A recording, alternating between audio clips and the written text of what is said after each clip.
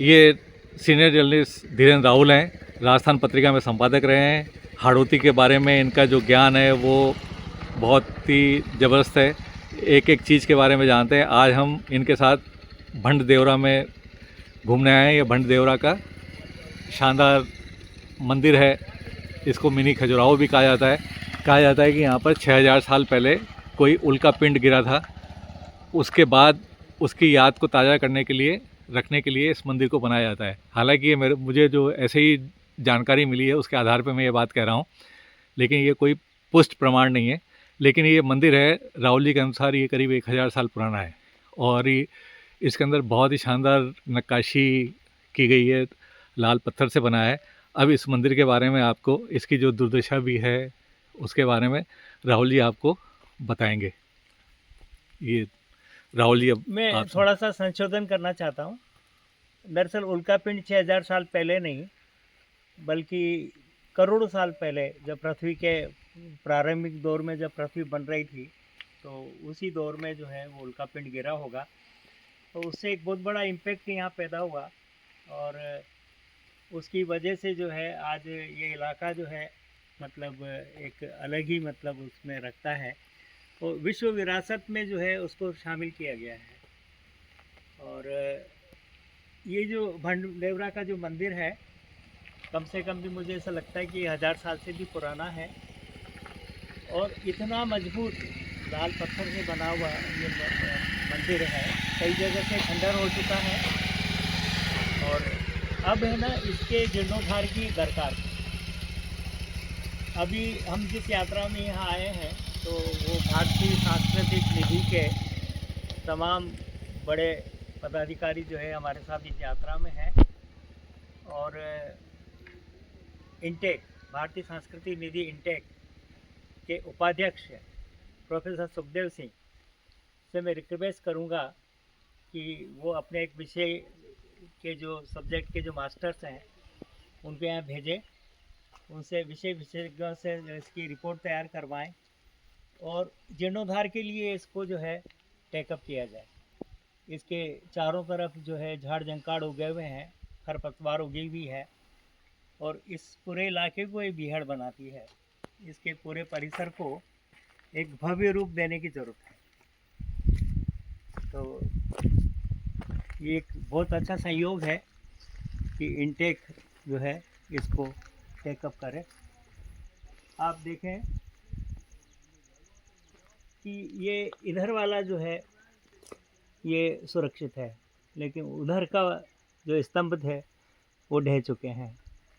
ऊपर घास उगी हुई है और ये जो घास है ये इसको और कमज़ोर कर रही है। इसके अलावा जगह जगह पे जो है झाड़ झंकाड़ और खरपतवार उगी हुई है, उनको भी ठीक करने की, साफ़ करने की ज़रूरत है।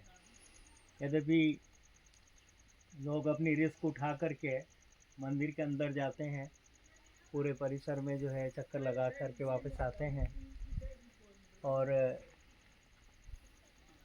हज़ारों सालों से जो है मतलब ये मंदिर अभी तक टिका हुआ है, खड़ा हुआ है। इसके जीर्णोद्धार की सबसे बड़ी ज़रूरत मुझे महसूस होती है। इस मंदिर में कई जगह से पत्थर भी उखड़ गए हैं और जो नीचे पुराने टाइम में जो चूना वो झांक रहा है। ये चूना बिल्कुल यहाँ मुझे से लगता पत्थर है का ये है। बहुत ज़्यादा पुराना नुकसान नहीं है और ये जो भी हो हाल ही सकता में है हुआ। कि ऐसा भी लगता है कि शायद ये ऊपर से भी कुछ गिरा हो, जो ऊपर का हिस्सा है ना इसका, उससे गिरा हो तो वो चूना भी इस पर गिर गिर के और इस पर चिपक के अलग हो सकता है। क्योंकि नीचे इसमें देखो अगर, तो ये पत्थर भी नज़र आ रहा है, नीचे ये पत्थर है चूने के नीचे, दिख रहा है ना। या हो सकता है इसके ऊपर ये जो ये चीज़ है, ये चीज़ है, ये चिपकाई हो सकती है, ऐसा हो सकता है। क्योंकि अगर ऊपर देखेंगे तो ये आपको चूना ये दिख रहा है। मतलब ये जो प्रस्तर खंड है मतलब पूरे के पूरे निकल गए वहाँ से, हाँ, पत्थर निकल गए वहाँ से। ऐसा लगता है। क्योंकि देखो ये नीचे भी जो है ना, ये यहाँ का ये जो पत्थर है ये अलग टाइप का है, ठीक है, ये कटा हुआ है, इसका कटाव देखो। और इधर जो पत्थर है ये हम जो ये वाला जो पत्थर है, ये पत्थर चुनाई के अंदर जो काम आता चुनाई था के अंदर वाला वो वाला पत्थर है। इसका मतलब जो इसके ऊपर इस तरह के मतलब जो इसमें डिजाइनदार जो पत्थर है अलंकृत जो पत्थर है वो तो लाल रंग के हैं, लाल रंग के, और नीचे चुनाई वाला अलग पत्थर चुनाई है। का पत्थर है। और ये इसमें देखो सीढ़ियों पे भी वही वाला पत्थर नज़र आ रहा है इधर नीचे, क्योंकि ये जो कलाकारी है ना ये वाला, और ऊपर देखो वाला पत्थर अलग टाइप का है, दोनों पत्थर अलग अलग हैं। ये है, ये मंदिर का शिखर है, ये है ना, जो जहाँ पर शिव जी की प्रतिमा विराजमान है, स्थापित है, उसका शिखर है ये।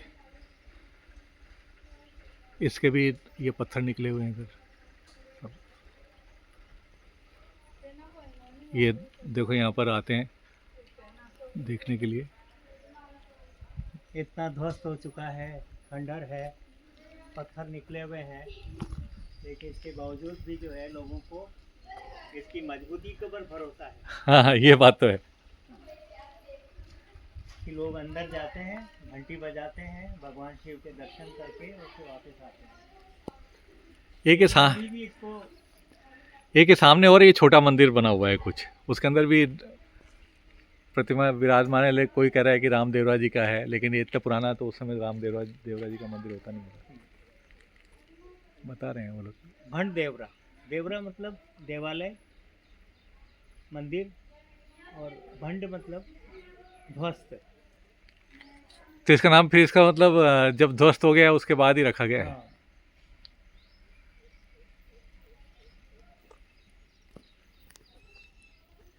एक उधर भी आप देखो राहुल जी, ये सामने भी एक कोई ध्वस्त कुछ है इमारत। अब मंदिर का हिस्सा है या इसकी कोई बाउंड्री वाल वगैरह है, सामने दिख रहा है ना, ये बाउंड्री वाल ही होनी चाहिए मेरे ख्याल से। बाउंड्री वाल भी ध्वस्त हो गई। हाँ वो देखो पहाड़ टाइप का बना हुआ है, या तो कोई उसमें भी इसके पूरे परिसर को है ना, देखो बड़ी बड़ी चट्टानें साफ सुथरा करके और इसको बढ़िया किया जाना चाहिए। सही बात है, विकसित किया जा सकता है। और यहाँ लोगों के बैठने के लिए बेंचेस लगाई जा सकती हैं, कोई कैफेटेरिया वगैरह कुछ खुल जाए, लोग बाग आए। सबसे बड़ा क्या है, अभी अपन जो आए हैं करीब 25-30 किलोमीटर का जो हाईवे था उससे 25-30 किलोमीटर अपन चले होंगे कम से कम। बहुत ही घटिया रोड, पानी, खड्डे। उसमें एक काम हो सकता है, जैसे रेलावन है और जो बाद वाला जो गांव है, उन गांवों को जो है बाईपास किया जा सकता है। हाँ, या तो इसके लिए अलग से कोई सड़क गांव बने। के अंदर से होके जो रास्ता है ना वो बहुत खराब है। बहुत ही घटिया। और आप एक चीज़ और देखेंगे इसका राहुल जी, कि आप इसमें देखो सामने अभी बरसात का मौसम है तो बिल्कुल जो ऊपर पहाड़ है उस पर ऐसा लग रहा है बादल उसके ऊपर होके गुजर रहे हैं। मतलब जो नैसर्गिक सौंदर्य है ये भी बहुत जबरदस्त है यहाँ का, जबरदस्त है। तो ये तो मतलब प्राकृतिक स्थल है और दर्शनीय स्थल है, उस हिसाब से भी इसको बहुत डेवलप किया जा सकता है। डेवलप किया जाए। अभी इसके मंदिर के अवशेष भी ये देखो जमीन पर पड़े हुए हैं, टूटे, ये पड़ा है, इधर पड़े हैं ये सब पेड़ों के, ये जो झाड़ झंकाड़ के पत्थर तो लोग यहाँ से लेके और अपने घरों में चिंदी है उन्होंने। हाँ चिंदी होंगे और झाड़ झंकाड़ में फंसे हुए हैं ये। इधर भी देखो, दूर भी उधर दिख रहा है।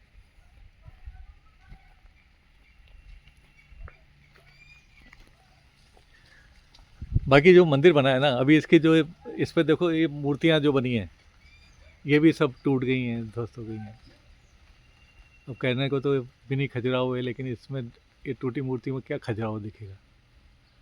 खजुराहो में क्या है कि ये जो लाल पत्थर है ना ये बहुत ज़्यादा कठोर पत्थर है, इस पे मतलब मूर्तियाँ उकेरना थोड़ा मेरे ख्याल है मुश्किल ही रहा होगा। लेकिन आप ये देखो ये छोटे छोटे हाथी ये बने हुए हैं, आप इनको देखो कितने से 6-6 इंच के अंदर इन्होंने बनाया हुआ है। इसमें ये उंगली का मैं इशारा करके बता रहा हूँ, ये कितनी छोटी सी प्रतिमा बनी है। हाथी आप देखो, ये हाथी टूट गए हैं इसमें, और हाथियों को भी अलग अलग मुद्राओं में बनाया गया है। ये भी देखो ऊपर ये कुछ शेर टाइप का भी बना हुआ है, क्योंकि जो गले पे इस पर शेर की पट्टी होती है ना वो है, ये सब टूट वैसे गया। कठोर पत्थर के ऊपर जो है मतलब इतनी शानदार और इतनी सुंदर मूर्तियां हो क्या और ना। ऊपर वो तो और भी छोटी है, वो तो हाँ। मेरे ख्याल से 4 इंच में ही बनी हुई है, लड़के जो महिलाएं लड़कियां हैं। इधर भी ये देखो आप, ये घोड़े भी बने हुए हैं बाहर, मतलब किस ढंग से बाहर निकले हुए हैं उससे, हाथी की सूंड वगैरह। इवन ये हाथी है, इसकी आँख भी बहुत ही बनाई हुई है।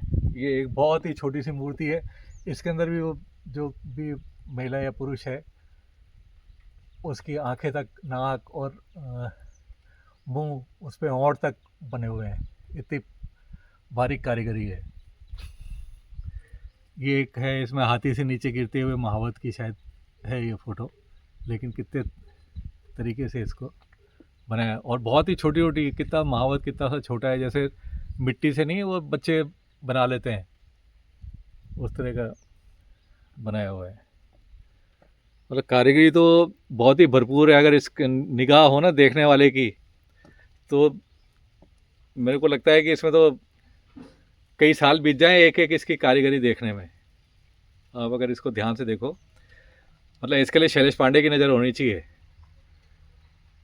कि आप ये देखो, ये हाथी जब पास ले जा रहा हूँ इसको कैमरे को, तो ये बड़ी आंखें दिख रही हैं, लेकिन वास्तव में मूर्ति ये केवल 6 इंच की है। इवन ये देखना आप, ये जो इसकी हाथी की सूंड है वो भी यहाँ से निकल के आई है, ये यहाँ से निकल के इधर आई है, ये इसकी खासियत है। बहुत ही, मतलब बहुत ही उत्तम कारीगरी है। हम लोगों ने बहुत सारी जगह देखी है, लेकिन मेरे को लगा इतनी छोटी जो नक्काशी है, शिल्प है, ये तो मेरे को पहली बार देखने को मिल रहा है। हो सकता है कि साउथ वगैरह में हो और इतना ध्यान नहीं दिया हो, लेकिन अब लोग ऐसे हैं कि देखो, कोई साजन Reena, OPVM, Rajesh, SLR, GR, KC, जने क्या क्या इस पर लिख के इन्होंने रख दिए हैं।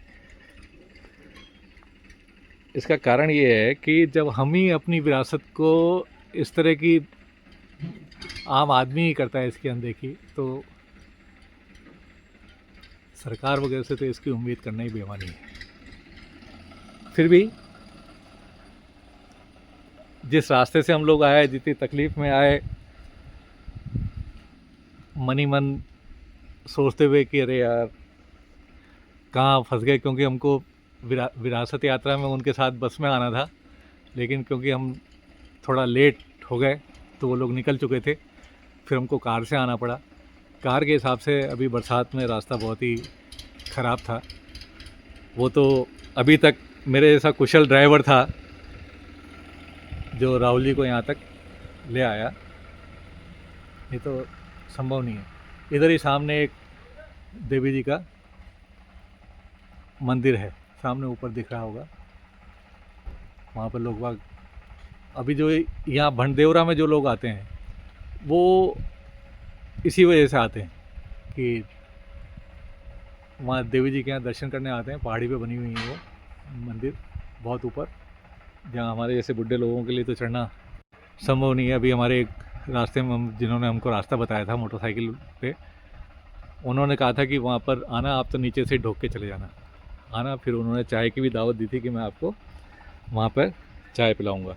तो देखते हैं, क्योंकि हमारे विरासत वाले यहाँ पर मिल गए हैं अभी, तो शायद हम लोग उनके साथ हो जाएंगे।